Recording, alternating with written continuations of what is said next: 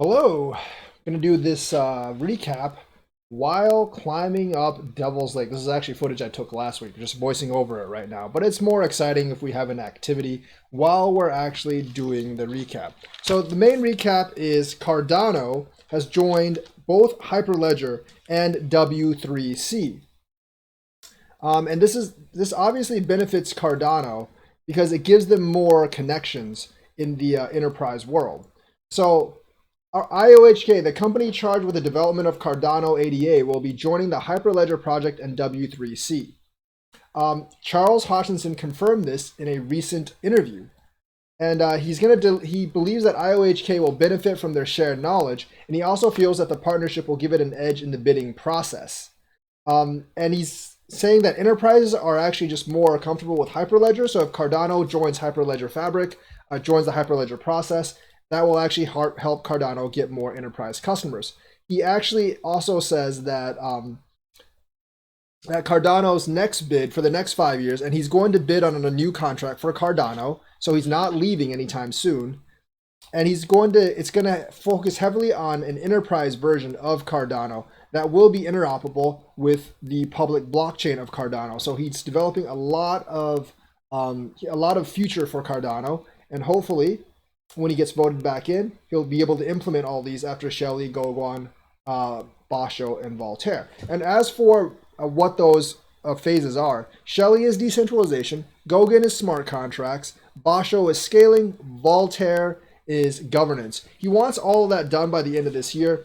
I don't think he's going to be able to do all of it, but as long as he gets the first two done by the end of this year, I'm actually okay with that. So with Cardano, the way they designed it, unlike with Ethereum and some other blockchains, it's actually extremely easy to switch between permissionless and permission mode. So it's completely interoperable, unlike some of the older protocols. So Cardano actually joining W3 and Hyperledger project is definitely a plus for Cardano, and maybe it can actually get them more partnerships. The other news is that Trump's Fed nominee is advocating a gold-backed currency and even a crypto one. So we might get another gold-backed cryptocurrency. Her name is Judy Shelton, and she is Trump's nominee for Federal Reserve's Board of Governors. She doesn't really see it as a reserve currency. She doesn't really see us returning to the gold standard. She says, I don't see it so much as a return to the gold standard, more like back to the future. I think that what a gold standard stands for is monetary discipline for its own sake. Money is supposed to be a unit of account, a reliable measure, and a dependable store of value. It really shouldn't be subject to who's the chairman of the Federal Reserve. So obviously she wants it digital because it's easier to move around and stuff, and it's easier to transfer.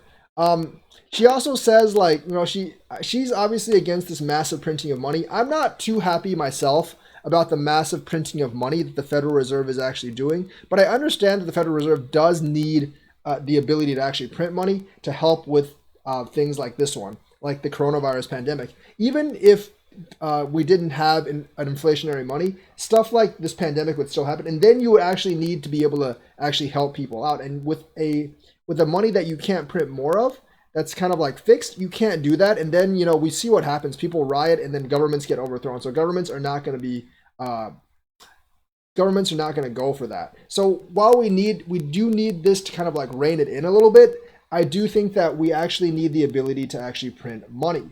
It's just that they need a very much more controlled method. So she actually does want a gold-backed crypto to hopefully like stabilize things, but she doesn't really see kind of like us going back to the complete gold standard either. The other thing I want to talk about is Bitcoin is actually dumping today. I think the tether magic, like on my last video, actually has run out, or at least for right now. I think Tether can actually print as much as they want because no one really audits them, and that's actually a bad thing. But the thing about Tether is that it's actually propping Bitcoin up right now. So if you actually track the Tether printing very carefully, you can actually sort of get a sense of when to buy and sell.